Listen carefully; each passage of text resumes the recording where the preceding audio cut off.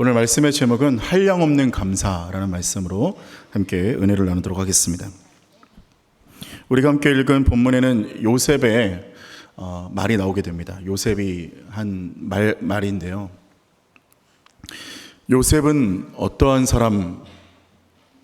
요셉은 어떠한 사람이냐면 17살에 형들의 질투를 받게 되고, 그래서 자신이 원하지도 않던 애굽의 노예로 팔려가게 됩니다.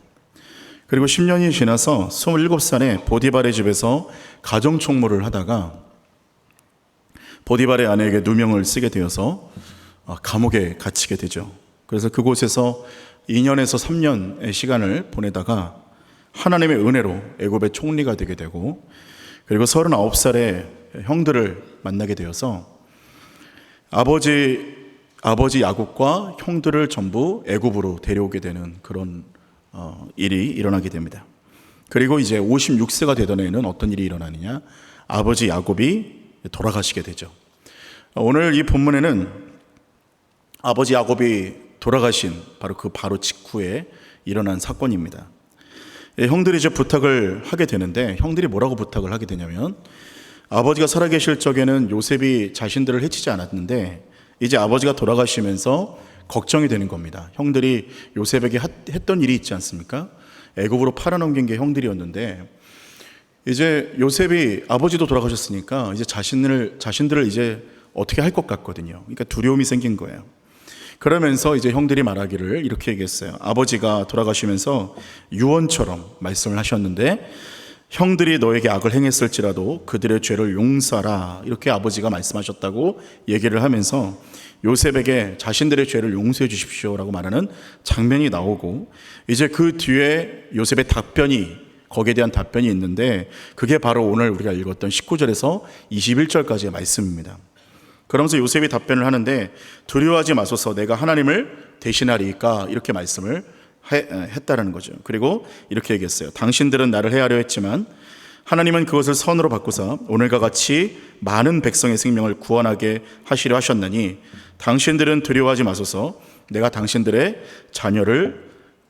당신들의 자녀를 기르리이다 하면서 간곡한 말로 위로하였다, 이렇게 성경은 말하고 있습니다. 저는 이 요셉을 보면서 참 대단하다고 생각이 드는 것은, 사람이 권력을 갖게 되면, 그리고 이제 그 마음대로 할 수 있는 그런 이제 권력이 생기면 그 사람의 이제 본성이 이제 드러나기 시작을 하는데, 그 사람의 인격이 이제 그때부터 드러나기 시작합니다. 그러니까 권세를 가지고 이제 어떤 내가 마음대로 할 수 있는 어떤 그런 권위가 생기기 시작하면 그 사람이 어떤 사람인지를 정확히 알 수가 있다라는 거예요. 그런데 이제 요셉의 형들은 어떻게 했어요? 요셉의 형들은 자신들이 권력이 있을 때, 권위가 있을 때, 자기들 마음대로 할 수 있을 때 요셉을 애굽으로 파는데 전혀 그런 거리낌이 없었는데, 오늘 이 요셉은 막강한 권력과 권위를 가지고 있으면서도 불구하고 형들을 용서하는 모습을 볼 수 있게 됐다라는 겁니다. 오늘 본문을 보면 먼저 용서를 하죠. 성경에 보니까 두려워하지 마소서, 내가 하나님을 대신하리이까, 이렇게 말하고 있어요. 내가 하나님 대신하겠습니까? 내가 하나님입니까? 이렇게 말을 하는 거죠. 로마서 12장 19절 말씀을 보니까 이렇게 말해요. 로마서 12장 19절에는 내 사랑하는 자들아, 너희가 친히 원수를 갚지 말고 하나님의 진노하심에 맡기라. 기록되었을 때 원수 갚는 것이 내게 있으니 내가 갚으리라고 주께서 말씀하시니라, 말씀을 하고 있습니다. 여러분, 원수를 갚는 것에 있어서 직접 갚지 마시고 하나님께 맡겨드리시기를 축원합니다. 원수가 없으신가 보죠? 아멘들이 없으신가 보니까 법 없이도 사실 분들만 다 보여 계신 것 같습니다. 감사합니다. 아멘이시군요. 네. 우리가 사실은 원수 갚는 것을 내가 가는 것이 아니라 하나님께서, 그래서 하나님 이 부분에 대해서 잘잘못을 가려 주십시오, 이 부분에 대해서 하나님께서 공의롭게 심판해 주십시오 하는 것을 내가 원수를 갚으려고 하는 게 아니라, 그리스도인의 가장 무서운 것은 기도하는 사람입니다. 사실은 여러분, 아멘이 되십니까?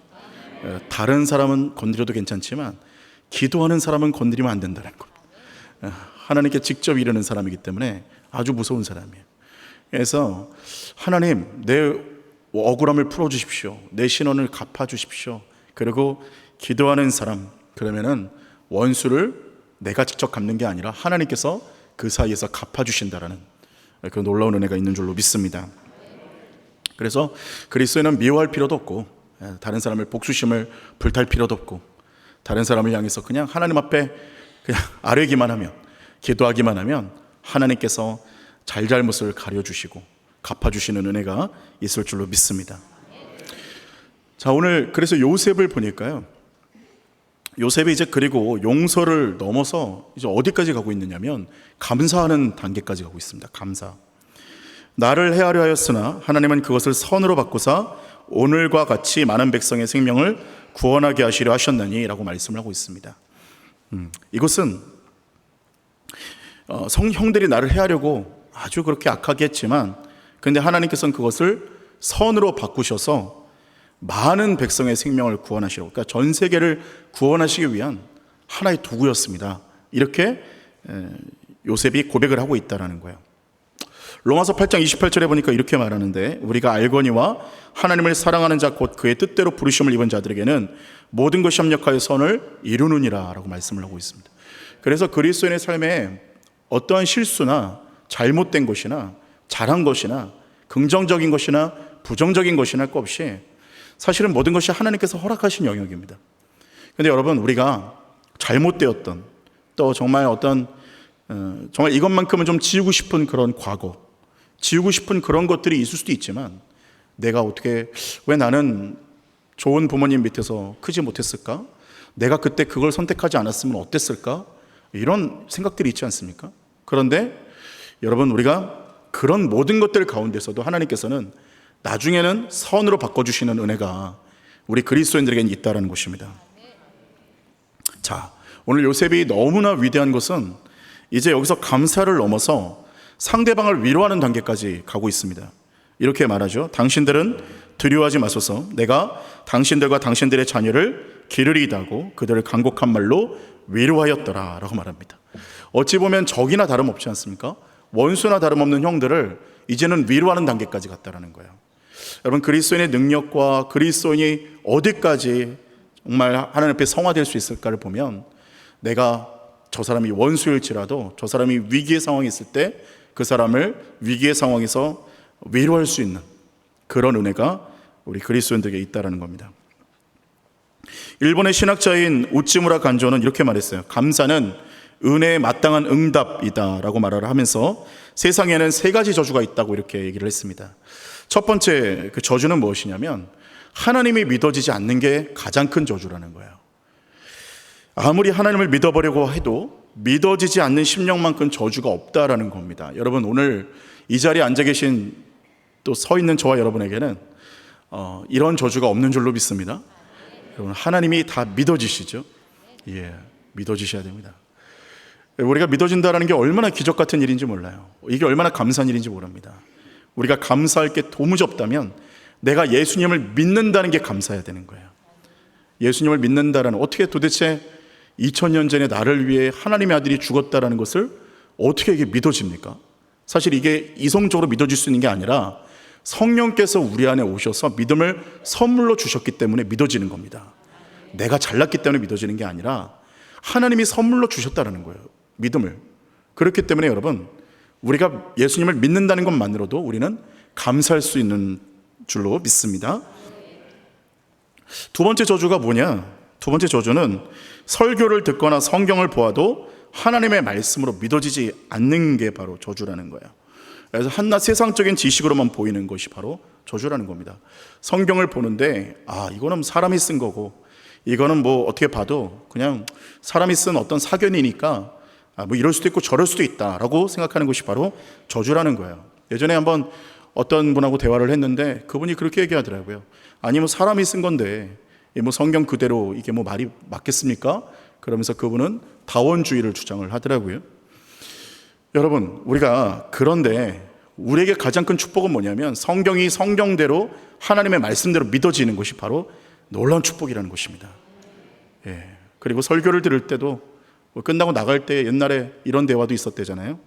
그 부부가 끝나고 나가서 이렇게 대화를 하는데, 여보 오늘 어떤 목사님 말씀에 어떤 은혜를 받았냐고 그랬더니, 뭐 다 잘해보자는 거 아니냐고. 다 좋은 말씀이지 뭐 다 아름답게 다 잘해보자는 거 아니냐. 뭐 화이팅 하자는 거 아니냐, 뭐 이렇게 얘기를 했다라는 거예요. 여러분, 우리는 세상적인 지식으로 듣는 게 아니라 오늘 설교 말씀을 통해서도 성령께서 내게 하시는 말씀이 있다고 믿으며 사모하며 듣는 사람은 오늘 성령의 음성을 그 가운데서도 들을 줄로 믿습니다.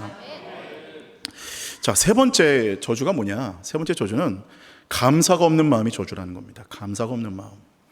그래서 원망과 불평이 가득한 마음을 가지고 사는 게 바로 저주라는 거예요. 여러분, 우리가 교회에 앉아 있어도 만약에 내 안에 감사하는 마음이 없고 원망과 불평만 가득하다면 오늘 회개해야 될 줄로 믿습니다. 회개해야 되는 것이죠. 여러분, 그렇기 때문에 원망과 불평의 마음이 아니라 감사의 마음을 가지시는 은혜가 있기를 축원합니다. 우리 옆 사람에게 이렇게 좀 인사해 볼까요? 감사하시기 바랍니다. 이렇게 인사하십시오. 네. 옆 사람에게 하는 건 너무 이렇게 힘있게 얘기할 수 있어요. 감사하시기 바랍니다. 우리가 만약에 감사할 게 도저히 없다면 내가 예수 믿는 것만으로도 감사하시길 바랍니다. 감사하시길 바라요. 뭐 더 감사할 게 도저히 없다. 도저히 없으면 지금 내가 여기 살아있는 것만으로도 감사하시기 바랍니다. 살아서 내가 이 말 옆 사람한테 할 수 있는 것만도 감사하다. 초대교회 교부인 크리소스톰도 이렇게 얘기를 했는데요. 사람에게는 근본적인 죄가 하나 있는데 그것은 감사하지 않는 죄다라고 이렇게 이야기를 했어요. 그러므로 감사는 축복입니다. 역경의 시간을 넘어서 시간을 거쳐온 요셉이 오늘 너무나 놀랍게도 감사의 고백을 하는 거예요. 여러분, 잘 되고 있을 때는 감사할 수 있습니다. 그런데 역경의 시간 가운데서 감사할 수 있는 건 쉬운 일이 아니에요.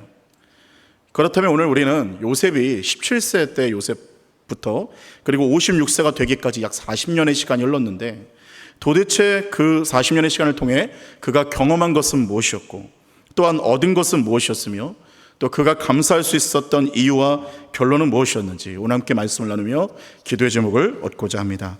첫 번째로는 자아의 죽음을 경험한 것이 감사입니다. 자아의 죽음을 경험한 것이 감사입니다. 여러분, 자아의 죽음을 경험하시기를 주님의 이름으로 축원합니다. 어떤 신학자가 이렇게까지 얘기를 했는데 내 자아가 살아있으면 예수님을 섬길 수 없다, 이렇게까지 말을 했어요. 17세 요셉과 56세 요셉을 보면 우리가 너무나 많이 다르다는 것을 볼 수 있게 돼요. 17세 요셉은 자신만을 생각했어요. 그러니까 뭐 내 꿈이 뭐냐 뭐다 막 얘기하고 형들의 감정 같은 거는 신경도 안 씁니다. 형들이 잘못한 거 있으면 아버지한테 다 이르는 거예요. 여러분, 요셉이 얼마나 어떤 면에서는 그가 자기중심적이었는지 몰라요. 채색 옷을 아버지가 주셨으면 이 채색 옷이 장자권의 상징이잖아요. 근데 11번째 되는 아들이 장자권 선물, 채색 옷을 선물 받았는데 형들 앞에서 그렇게 자랑하면 되겠어요? 잠자코 있어야죠. 원래 좀 지혜로웠으면 채색 옷을 좀 이렇게 숨겨놨어야 되는데 채색 옷 입고 가고 형들 이거 이쁘죠? 그러면 형들 마음이 얼마나 화가 나겠어요. 여러분, 근데 그 자신만 생각하고 자신이 주인 되었던 이 요셉의 모습이 아니라 이제는 하나님께서 그 인생의 주인이 되어주셔서 오늘 요셉이 뭐라고 말합니까? 내가 어찌 하나님의 자리를 대신하리까? 라고 반문하는 영적인 성숙함에 이르게 되었습니다. 이제 내 삶의 주인이 내가 아니라 하나님으로 바뀌게 되었다는 거예요. 초대교회 성도들에게는 잔혹한 핍박이 있었습니다. 그들은 그들의 교회와 동료들이 있는 것을 말하지 않으면 끔찍한 고문을 당했는데 그것은 자신이 홀로 고통받고 마는 문제가 아니었습니다. 그들은 자신의 자녀들이 죽임을 당해야만 했었고 자신의 부모님이 사랑하는 가족들이 자신의 눈앞에서 죽임을 당하는 모습을 바라보면서 그들은 견뎌내야 됐어요. 그리고 자신들의 재산과 지위가 모두 몰수당하는 고통을 경험하게 됩니다. 그러면서 이들에게는 심한 갈등이 일어나기 시작했어요. 도대체 내가 믿는 예수가 무엇인가? 나는 무엇을 위해 이렇게까지 극심한 대가를 치러야 하는가라고 생각을 하고 있었습니다. 그때에 마가복음 1장 1절에 이렇게 선포를 했어요. 하나님의 아들 예수 그리스도의 복음의 시작이라, 이렇게 말씀을 합니다. 여러분, 근데 사실 이 복음, 유앙겔리온, 이 기쁜 소식이라는 단어는 이게 기독교가 먼저 시작한 단어가 아닙니다. 원래는 어디서부터 먼저 시작했냐면 아주 한정된 경우 왕을 위해서 쓰임받는 단어였어요.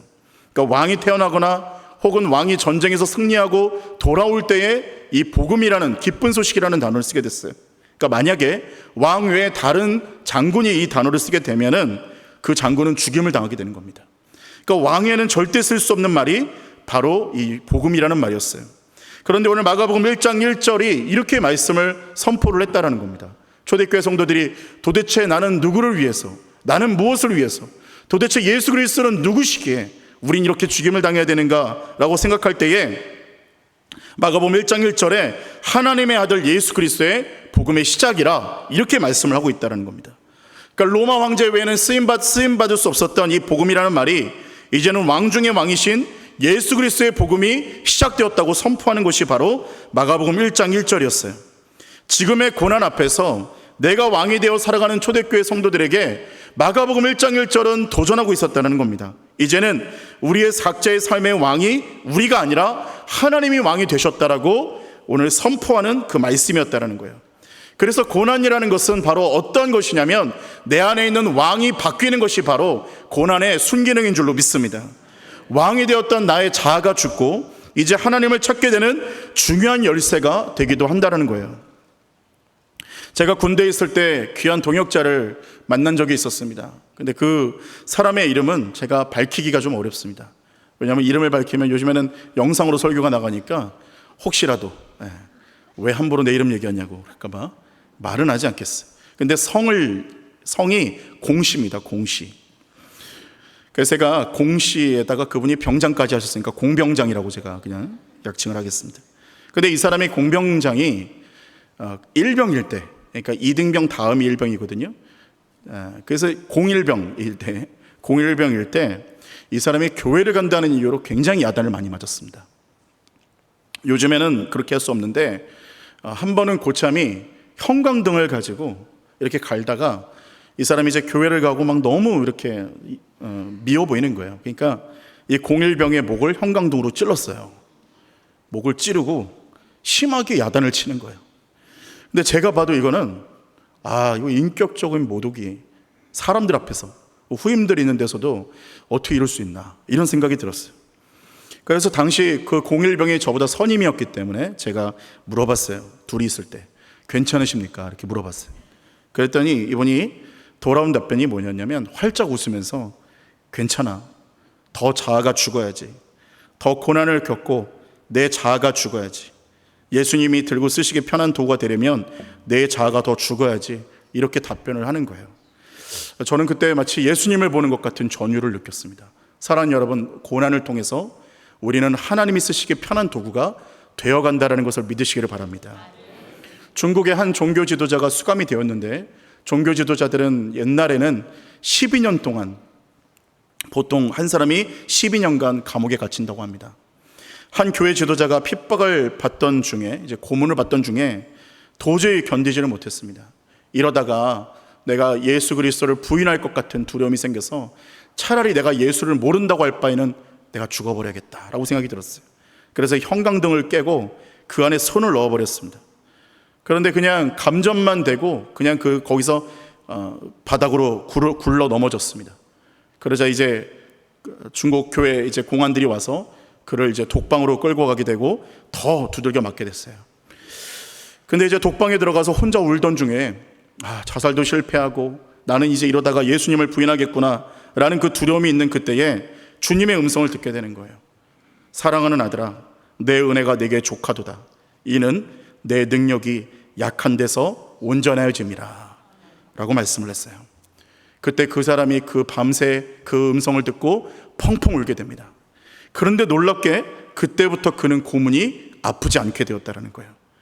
그렇게 훈련받고 자아가 죽어서 나온 이 종교 지도자들, 이 교회 지도자들을 통해서 놀라운 일이 벌어지게 되는데 한 사람이 1년 동안 평균 1000명에게 세례를 주는 역사가 일어나게 된 줄로 믿습니다. 여러분, 우리는 자아가 살아있으면 쓰임받을 수 없습니다. 그러나 고난을 통해서 우리가 겪게 되는 유익은 무엇이냐면 내 자아가 죽게 되는 것입니다.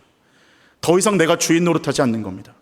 그래서 나는 예수 그리스도와 함께 십자가에 죽고 내 주인은 예수님이시다라고 고백하고 선포하며 그리스도 안에서 살아가는 새로운 인생이 되게 된다는 거예요. 갈라디아서 2장 20절이 이렇게 말씀을 해요. 내가 그리스도와 함께 십자가에 못 박혔나니 그런즉 이제는 내가 산 것이 아니요 오직 내 안에 그리스도께서 사신 것이라. 이제 내가 육체 가운데 사는 것은 나를 사랑하사 나를 위하여 자기 몸을 버리신 하나님의 아들을 믿는 믿음 안에서 사는 것이라. 라고 말씀을 하고 있습니다. 여러분, 그리스도인으로 살지만 나의 영광을 위해서, 나를 위하여서 살아간다라면 여러분, 그것은 반쪽짜리 능력 있는 그리스도인입니다. 그러나 정말 능력 있는 그리스도인은 내가 그리스도와 함께 십자가에 못 박혔나니, 저 십자가에서 내가 못 박혔나니 이제는 내가 나를 위해 사는 게 아니라 오직 내 안에 그리스도를 위해 사는 것이 바로 우리는 가장 능력 있는 그리스도인의 삶인 줄로 믿습니다. 그래서 이제 내가 육체 가운데 사는 것은 더 이상 죽을 이 육체의 몸뚱아리를 위해서 살아가는 영광의 인생이 아니라 이제는 그리스도의 영광을 위해서 내 육체가 쓰임받는 것이 가장 그리스도인의 최고의 능력의 인생이라는 것입니다. 사랑하는 여러분, 이제 우리의 삶과 모든 비전은 나의 비전이 아니라 하나님의 비전으로 사는 역사가 일어나시기를 주님의 이름으로 축원합니다. 고린도서 12장 7절과 10절 말씀에는 고난이 주는 유익에 대해서 이렇게 말하고 있습니다. 여러 계시를 받은 것이 지극히 크므로 너무 자만하지 않게 하시려고 내 육체의 가시 곧 사탄의 사자를 주셨으니 이는 나를 쳐서 너무 자만하지 않게 하려 하심이라. 이것이 내게서 떠나가게 하기 위하여 내가 3번 주께 간구하였더니 나에게 이르시기를 내 은혜가 내게 족하도다. 이는 내 능력이 약한 데서 온전하여짐이라 하신지라. 그러므로 도리어 크게 기뻐함으로 나의 여러 약한 것들에 대하여 자랑하리니 이는 그리스도의 능력이 내게 머물게 하려 함이라. 그러므로 내가 그리스도를 위하여 약한 것들과 능력과 궁핍과 박해와 공고를 기뻐하노니 이는 내가 약한 그때에 강함이라. 할렐루야. 여러분, 아멘이 되십니까? 여러분, 그래서 우리가 만약 경우에 내 안에 가시가 있다라는 거죠. 왜 나는 하나님 이게 가시가 끊어지지 않습니까? 이 질병 왜 끊어지지 않을까요? 왜 어디를 가도 내가 저 사람만 없으면 살 것 같은데, 내가 어디를 가도 이런 환경만 아니면 될 것 같은데, 하나님께서 내게 약함을 주시기 위해서, 그러나 그 약함이 곧 그리스도의 강함이 되기 때문에 우리에게 약함을 주신 줄로 믿습니다.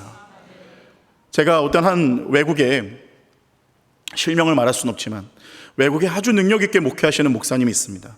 저는 그 목사님을 볼 때마다 설교를 어쩜 그렇게 불같이 설교를 하시는지 놀라울 정도였어요. 그런데 제가 얼마 전에 그분의 지인 목사님과 함께 교제를 잠깐 하다가 그 목사님이 그 외국에 있는 교회에 가서 부흥회를 하고 온 이야기를 하시는 겁니다. 얼마나 교회가 뜨겁고 얼마나 대단한지, 아침과 저녁, 새벽 집회와 저녁 집회를 하기로 약속을 하고 4일간 하기로 약속을 하고 갔는데, 그 새벽 집회를 끝나고 나니까 이제 그 목사님이, 부흥회 하신 목사님께 이렇게 물어봤다라는 거예요.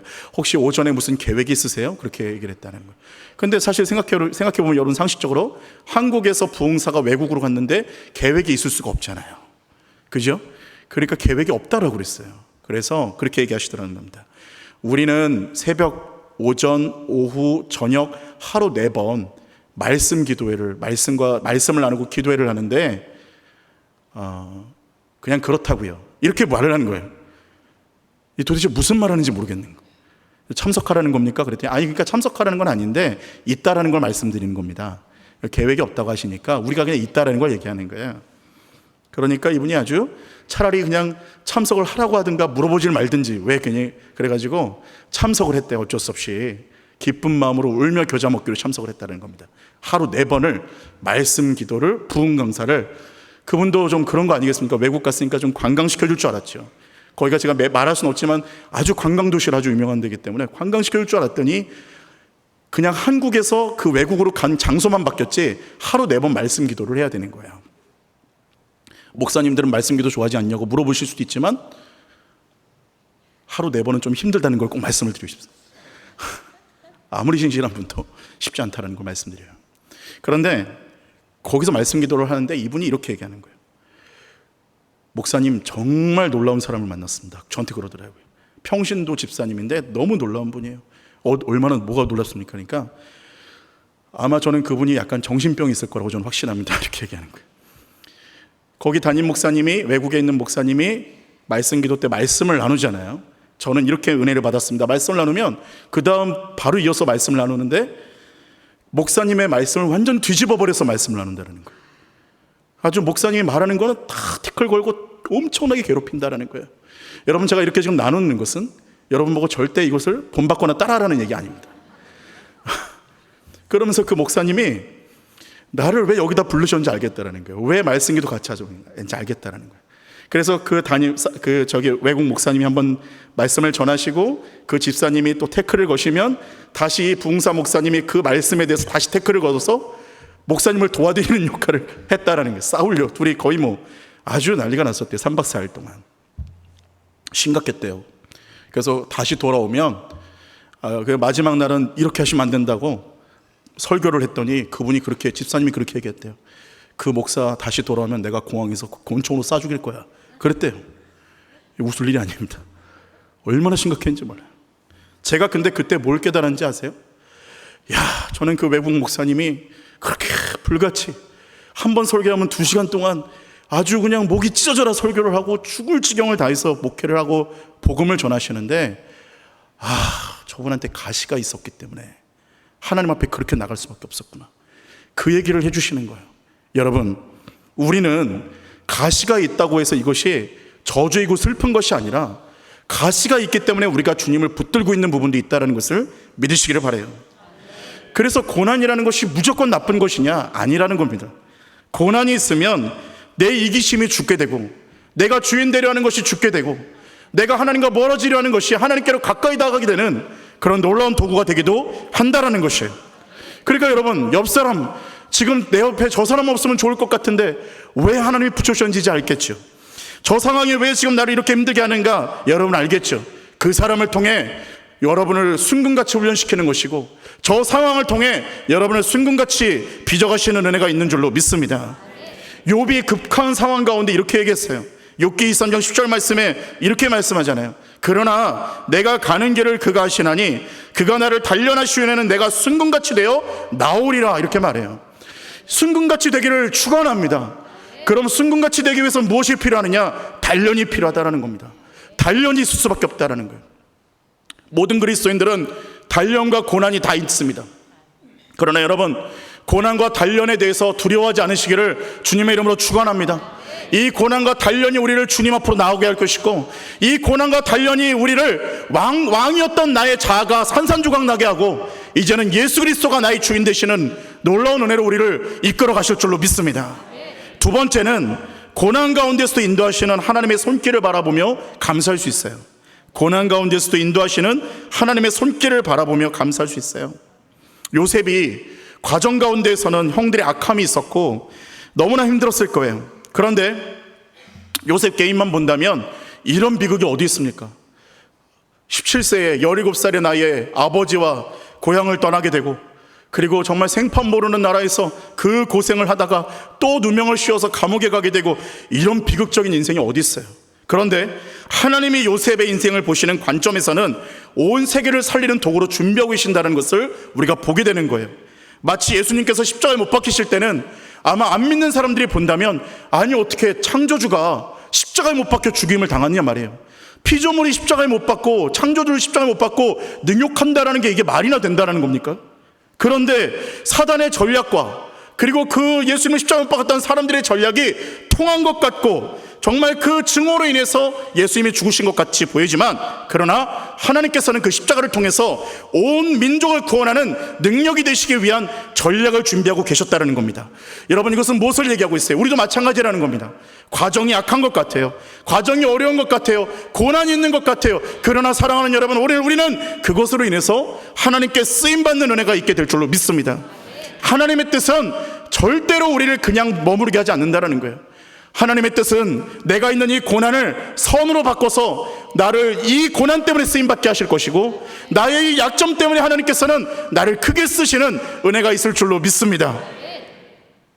한 미국 청년이 신학과정을 마치고 선교사 시험을 합격을 했습니다. 청년이 매우 기뻐하면서 이제 옷과 구두를 사려고 시내로 나가는데 불의의 사고를 당하게 됩니다.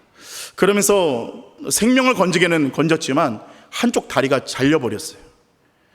그러면서 이제 이 다리가 의족이 되게 되는데, 이 사람은 너무나 크게 낭망했습니다. 이렇게 이분은 기도했어요. 하나님, 제가 선교사로 나간다는데 어찌하여 이런 사고를 당하게 하십니까? 라고 울부짖었습니다. 여러분, 우리는 이 선교사의 마음이 이해가 되지 않습니까? 하나님 나라 위에 영광을 위해 살고 있는데 왜 이런 일이 일어날까요? 아니, 내가 하나님 잘 믿고 있는데 왜 이런 일이 일어나냐는 거죠. 그리고 얼마 동안 절망에 빠져있던 그가 아프리카로 가는 선교사를 모집한다는 소식을 듣게 되었고, 이 사람이 나 같은 사람도 받아줄까라는 의구심이 들었지만 일단 신청을 해보았습니다. 그런데 놀랍게도 합격이 되었어요. 아프리카로 선교사로 가게 됐다는 거예요. 여러분, 남의 일이라고 이렇게 무덤하게 하지 마시고, 그래도 한번 좀 잘됐다 이런 거 한번 해주시면 박수라는 분. 여러분, 합격 통보를 받게 됐습니다. 네. 이렇게 남의 일이라고 그렇게 막 외면하시고 그러면 안 돼요. 내일처럼 기뻐해 주셔야 돼요. 하여튼 선교사 합격 통보를 받고 너무나 기쁜 마음으로 아프리카 선교사로 가게 됐어요. 그런데 여러분, 정말 죄송한 표현이지만 재수가 없으려면 끝까지 재수가 없는, 안 되려면 끝까지 안 되는, 그런 사람인 것 같아요. 아프리카로 선교를 떠나서 한 마을로 가게 됐는데 놀랍게도 그 마을은 식인종 마을이었어요. 어쩜 이렇게 의족을 가지고 하나님 앞에 그래도 충성하고자 갔는데 식인종 마을을 간 거예요. 그리고 이제 식인종들이 선교사를 보고서는 아주 통통하고 맛있는 먹이가 왔다고 그렇게 달려들기 시작했어요. 아마 선교사님이 저 같은 사람이었나 봐요. 하여튼 그렇게 맛있겠다고 이제 달려들기 시작하는데 갑자기 하나님께서 지혜를 주셨습니다. 이 선교사님에겐 뭐가 있다고 그랬습니까? 의족이 있어요. 그래서 의족을 바로 빼가지고 식인종들한테 던져줬습니다. 식인종들이 놀라 자빠지는 거예요. 먹잇감이 어떻게 자기 다리를 뺏어 주는가. 이게 놀라운 일이잖아요. 이런 먹이는 없었어요 지금까지. 근데 그걸 고무다리를 가지고 의족을 그래도 한번 먹어보려고 먹어봤더니 이거는 먹히지도 않는 거예요. 질겨서. 이건 다리가 아닌 거예요. 그래서 이거는 사람이 아니구나 라고 판단을 내리고 뭐라고 결론을 내렸느냐, 신이 내려왔다라고 결론을 내렸습니다. 이분은 신이야. 그러면서 이 고무다리를 가진 분에게 경배하기 시작을 하는데, 여러분 그때 이제 어떤 일이 벌어졌겠습니까? 덕분에 이 선교사님은 이 원주민들에게 예수 그리스도를 전하게 되고 그 마을이 예수 믿는 마을이 되게 된 줄로 믿습니다. 여러분, 의족이 되었을 때는 원망의 대상이었어요. 이것만 없었으면 되는 거예요. 불평의 대상 아니에요? 이것만 없었으면 내 인생 풀리는 것 같았는데 놀랍게도 하나님의 계획은 어디에 있었다는 겁니까? 그 마을에 있는 원주민들에게, 식인종들에게 복음을 전할 수 있는 선교사는 오직 이 사람 한 명밖에 없었다는 거예요. 이 한 명을 통해 그 마을 전체를 구원하기 위하여서 이 사람에게 그 고난을 허락하셨다는 거예요. 여러분, 복음 성가에 이러한 찬양이 있어요. 감사해 시험이 닥쳐올 때에 주께서 인도하시니 두려움 없네. 또 감사해 고통이 찾아올 때에 주께서 지켜주시니 승리하리라. 나의 모든 생활 속에서 주님이 함께 하시니 주님의 성령 나를 인도하시리. 시험이 나를 찾아올 때 주님 지켜주시리. 주님의 성령 나를 인도하시리. 할렐루야. 우리는 고난의 길을 겪는다고 생각을 합니다. 그러나 하나님은 그것을 통해서 놀라운 일을 계획하고 준비하고 계신다는 것입니다. 또 한 가지는 하나님은 우리의 발걸음을 인도하실 뿐만 아니라 시험이 닥쳐올 때는 주님이 인도하시고 고통이 찾아올 때는 주님이 지켜주시고 모든 생활에 주님이 함께 하심으로 우리는 성령님을 의지하고 고난 가운데서 인도하시는 하나님의 손길을 바라보기만 하면 결론은 승리하게 된다는 것을 우리는 믿어야 될 줄로 믿습니다. 잠언 16장 9절이 그래서 이렇게 말하는 거예요. 사람이 마음으로 자기의 길을 계획할지라도 그의 걸음을 인도하시는 이는 여호와시니라. 여러분, 이 말씀이 얼마나 기쁜 말씀인지 모르시지요? 여러분, 사람이 마음으로 자기의 길을 계획할지라도 우리는 나의 마음대로 자기의 길이 되기를 원합니다. 그런데 그 걸음을 인도하시는 이가 여호와시기 때문에 불만이 있어요. 그런데 여러분, 역으로 생각해 본다면 너무 놀라운 것은 나의 이 연약하고 부족한 계획을 짜긴 짜는데 내 계획대로 되면 망할 수밖에 없고, 내 계획대로 되면 하나님을 떠날 수밖에 없고, 내 계획대로 되면 나는 주의 영광을 잃어버릴 수밖에 없는 불행한 인생이 될 수도 있지만, 그러나 하나님은 그럼에도 불구하고 그 걸음을 하나님께서 우리를 가장 축복된 자리로 인도하신다는 것을 우리는 믿어야 될 줄로 믿습니다. 그래서 잠언 16장 9절은 너의 계획을 내가 못하게 하겠다가 아니라 네가 잘못된 길로 갈지라도 나는 너를 인도할 것이다 라는 하나님의 선한 의지라는 것입니다. 여러분, 주님을 의지하시기를 바랍니다. 하나님이 당신을 포기하지 않으셨다면, 하나님이 여러분을 포기하지 않으셨다면 여러분은 스스로 인생을 포기할 자격이 없습니다. 하나님은 여러분을 포기하지 않으셨습니다. 끝까지 주님을 붙들고 승리하시는 저와 여러분 되시기를 주의 이름으로 축원합니다. 마지막 세 번째로는 감사는 감사로 상황을 돌파하게 됩니다. 감사로 상황을 돌파하게 됩니다. 여러분, 감사가 상황을 돌파합니다. 요셉은 감사가 상황을 돌파한다는 것을 알았습니다. 왜 요셉이 감사하고 있는가라고 저는 믿게 되었느냐면, 여러분 한번 생각해 보신다면 요셉만큼 인생이 꼬인 사람이 지금 여기 있습니까? 없습니다. 요셉은 인생이 꼬일 대로 꼬인 분입니다. 여러분 다 인정하시죠? 요셉은요, 잘해보려고 해도 누명씌웠죠. 뭘 어떻게 한 것도 아닌데 끌려갔죠. 감옥 갔죠. 해보려고 하면 무조건 잘못되죠. 요셉은 꼬일 대로 꼬인 인생이었어요. 그런데 여러분, 성경을 보면 요셉은 너무나 하나님을 끝까지 신실하게 의지했다는 걸 우리가 볼 수 있어요. 이게 바로 성경에 말하는 범사에 감사한다는 거예요. 상황이 잘 되고 있어도 하나님을 의지하는 것이고요. 여러분 아멘이십니까? 상황을 잘 돼도 하나님을 의지하는 것이고, 상황이 안 돼도 하나님을 의지하시기를 바랍니다. 여러분, 내 뜻대로 되지 않아도 감사하는 것이고, 내 뜻대로 돼도 하나님 앞에 감사하는 것입니다. 그게 바로 범사에 감사한다라는 거예요. 범사에 감사한다는 건 뭐냐? 하나님은 어떻게 내 안에 역사하셔도 하나님은 나를 선하게 인도해 가신다는 것을 믿고 감사하는 거예요.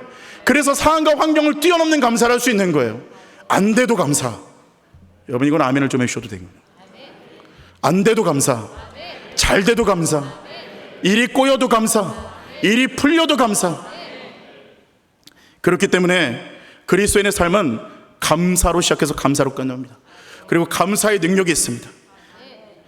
그리고 역으로 생각한다면 감사할 때 능력이 나타나고, 감사할 때 일이 풀리게 돼요. 여호사밧이 연합군과 싸울 때 성가대를 앞세워서 찬양을 하게 하였는데 이러한 내용이었습니다.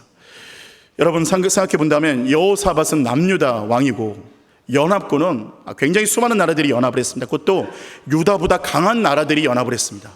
여러분 그러면 여호사밧에게는 굉장한 고난입니다. 그런데 오늘 한 가지 변화가 있었다면 성가대를 앞세워 찬양을 하게 됐다는 거예요. 역대하 20장 21절 말씀에 이렇게 말합니다. 백성과 더불어 의논하고 노래하는 자들을 택하여 거룩한 예복을 입히고 군대 앞에서 행진하며 여호와를 찬송하여 이르기를 여호와께 감사하세 그의 인자심이 영원하도다 하게 하였으니 라고 말씀을 하고 있습니다. 여러분 그러자 어떤 일이 벌어졌습니까? 연합군들이 서로 죽이고 전쟁에서 승리하게 되었다는 것을 우리가 볼 수 있게 됩니다. 승산이 없는 싸움을 만나면 어떻게 됩니까? 감사하시길 바랍니다. 승산이 안 되는, 승산이 없는 적을 만나면 어떻게 됩니까? 감사하시기 바랍니다. 우리가 예배를 할 때 가장 중요한 것은 뭐예요? 우리가 성가대가 있는데, 여러분 우리가 성가대를 하고 또 우리가 공예배를 하면서 우리가 함께 회중 찬양을 하는데, 여러분 그때마다 그냥 성가대를 찬양을 들을 때도 어떤 좋은 음악을 듣는다고 생각하지 마시고, 저 성가대의 찬송이 하나님 나도 같이 영으로 찬양하게 하여 주시옵소서. 그리고 영으로 찬양하다 보면은 음악을 듣는 것이 아니라 오늘 찬양할 때 권능이 임하게 된다는 것을 여러분 믿으시기를 바랍니다. 그래서 성가대가 그냥 노래 부르기 위해 있는 게 아니에요.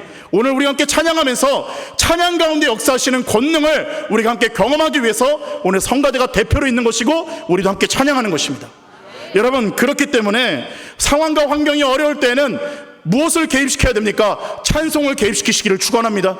상황과 환경이 어려워지면 무엇을 개입시키셔야 됩니까? 감사를 개입시키시기를 축원합니다. 감사를 개입시키기 시작하면 우리의 상황이 뒤집히기 시작하는 것이고, 우리의 입술에 찬송을 넣기 시작하면 우리의 상황 가운데 권능이 역사하기 시작한다는 것입니다. 한 사업을 하는 사업가가 사업이 부도가 났습니다. 다음날 새벽 예배 때 감사헌금을 드렸는데 이렇게 감사헌금을 드렸습니다. 하나님, 부도가 났습니다. 그러나 하나님 다시 시작하겠습니다. 함께 해주셔서 감사합니다. 이렇게 시작을 했어요. 여러분 이러한 감사를 드리는 자는 다시 일어나게 될 줄로 믿습니다. 여러분 이성미 개그우먼의 간증에 이러한 간증이 있었어요. 이성미 다 아시나요? 모르시는가요? 네, 너무 성경만 보시니까 또 잘 모르실 수도 있겠습니다. 이성미라는 분이 있습니다. 제가 지금 알려드리겠습니다. 이성미라는 개그우먼이 있습니다.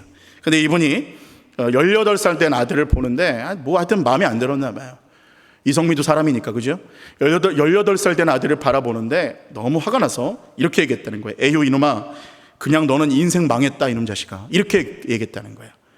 그리고 뒤를 딱 돌아서는데 그때 하나님께서 말씀을 주셨습니다. 뭐라고 말씀하셨느냐? 내 딸아, 네가 원하는 대로 내가 되게 해주마. 그렇게 했다는 거. 그러니까 이성미가 깜짝 놀랐어요. 여러분, 사실 자녀한테 아무리 야, 이 망할 놈아 이렇게 얘기해도 진짜 망하기를 소원해서 말하는 건 아니지 않습니까? 근데 이성미도 마음이 무너지는 거예요. 아니, 내 아들이 망하면 안 되잖아요. 근데 그때부터 회개하고 울면서 돌이켰어요. 그러면서 아들을 그때부터 축복하기 시작했어요. 너는 잘 될 거야. 너는 복받은 자녀다. 너는 하나님께서 축복하신다 라고 말했어요. 그러자 이 아들이 이렇게 얘기했답니다. 엄마, 왜 하나님이 18년 동안 가만히 계셨대요? 왜 이제야 말씀하셨대요? 여러분, 우리가 원하는 대로 말씀하시기를 축원합니다. 하나님은 우리의 말에 듣는 대로 하나님은 역사하시겠다고 하셨습니다. 그렇기 때문에 우리가 망할 거다라고 말하면 소원대로 되는 거 아니겠습니까? 그러나 우리가 하나님, 망하는 상황 같지만 다시 일어날 것입니다라고 말하면 그 인생이 축복될 줄로 믿습니다. 망하는 것 같아도 아닙니다. 하나님이 함께 하시는데 왜 망합니까? 나는 다시 일어날 수 있습니다. 내 자녀 망하는 것 같지만 아닙니다. 하나님이 살아계신데 내 자녀가 왜 지옥에 갑니까? 천국 갈 줄로 믿습니다. 예수 믿게 될 줄로 믿습니다. 내 재정 상태가 어려워지지만 아닙니다. 하나님이 살아계시는데 왜 자기 자녀를 굶어 죽이시겠습니까? 내 재정 상태 하나님이 회복시켜 주실 줄로 믿습니다 하고 기도하기 시작하면 일이 일어나기 시작하는 거예요. 암에 걸려서 아파도 아프다고 말하면 낫지 않는 거지만, 그러나 하나님, 낫게 될 줄로 믿습니다. 통증이 사라질 줄로 믿습니다 하면 낫게 되는 줄로 믿습니다. 어느 교회 사모님께서 병원에서 위암 판정을 받게 되었어요. 그런데 사모님께서 입을 다문 채 미음조차 죽조차 먹지 않았대요. 그 이유는 한창 나이 때 내가 암에 걸린 이유는 개척교회 시절에 너무 극심하게 고난을 했기 때문이다 라고 생각이 들었어요. 그래서 원망의 화살이 어디로 돌아갔냐면 남편하고 하나님께 돌아갔답니다. 남편 목사님 때문에, 하나님 때문에 이 원망이 막 들어가기 시작했더래요. 그래서 어느 날 목사님의 지인이 이 목사님에게 제안을 하는데 이렇게 얘기했습니다. 노트를 한 권 사다가 사모님께 선물하십시오. 그리고 노트에다가 감사한 일만 생각나는 대로 적으라고 한번 말씀해 보세요 라고 얘기를 했다고 합니다. 이 말을 들은 목사님은 사모님에게 노트와 볼펜을 선물해 주었고, 사모님은 불평이 있었어요. 하고 싶지 않았지만 한번 그래도 해보았습니다. 그리고 아주 평범하고 작은 감사를 노트에 적기 시작했고, 그리고 가장 가까운 사람부터 찾아다니면서 감사의 인사를 하고 감사의 기도를 드렸습니다. 그런데 놀랍게도 통증은 점점 사라지게 되고 다리에도 힘이 생기게 되었다는 것입니다. 그리고 얼마 후에 병원에 갔을 때는 놀랍게도 이제는 의사가 놀랍게 되는데 어떤 일이 벌어졌느냐? 암세포가 전부 없어진 줄로 믿습니다. 여러분, 감사는 상황을 돌파하게 됩니다. 입술의 고백은 상황을 돌파하고 기도는 강력한 에너지를 발산하게 됩니다. 그래서 빌립보서 4장 6절 7절 말씀은 이렇게 말해요. 아무것도 염려하지 말고 다만 모든 일에 기도와 간구로 너희 구할 것을 감사함으로 하나님께 아뢰라. 그리하면 모든 지각에 뛰어난 하나님의 평강이 그리스도 예수 안에서 너희 마음과 생각을 지키시리라 말씀을 하고 있어요. 기도와 간구를 하는데 기도와 간구도 어떻게 하라는 겁니까? 감사함으로 하라는 겁니다. 기도를 처음 시작할 때 내 신세를 한탄하면서 기도하는 것이 아니라 감사하면서 시작을 하는 거예요. 사랑의 하나님 감사합니다 선포하는 거예요. 지금 환경과 상황이 어렵지만 하나님 감사합니다. 나에게 호흡 주시고 예수 그리스도 믿게 하시고 천국을 주시고 지금 기도하게 하여 주시니 감사합니다. 이제부터 다시 회복될 줄로 믿습니다. 그래서 여러분, 감사는 능력입니다. 감사는 에너지입니다. 감사는 해결책입니다. 사랑하는 여러분, 환경과 상황이 감사할 수 없으시라도 감사하게 되면 감사하는 환경이 따라오게 될 줄로 믿습니다. 그러므로 감사로 승리하시는 저와 여러분 되시기를 주님의 이름으로 축원합니다. 기도하겠습니다. 사랑의 하나님, 우리에게 하나님의 은혜를 허락하여 주시옵시고 특별히 하나뿐인 아들 주심에 감사를 드립니다. 하나님, 우리가 당신의 아들을 받았을진데 무엇이 부족하다고 불평과 원망하겠습니까? 하나님, 우리는 감사할 것밖에 없는 줄로 믿습니다. 하나님, 감사할 때에 능력이 나타나게 하여 주시고 감사할 때에 재정과 질병과 여러 가지 상황과 환경이 다 회복되는 은혜가 일어나게 하여 주시옵소서. 하나님, 지금까지 감사하지 못했던 것을 회개합니다. 감사를 회복하게 하여 주시고 감사로 내 상황과 환경과 내 자녀를 살리는 은혜가 일어나게 하여 주시옵소서. 주님께서 함께 하실 것을 믿고 감사드리며 예수님의 이름으로 기도합니다. 아멘.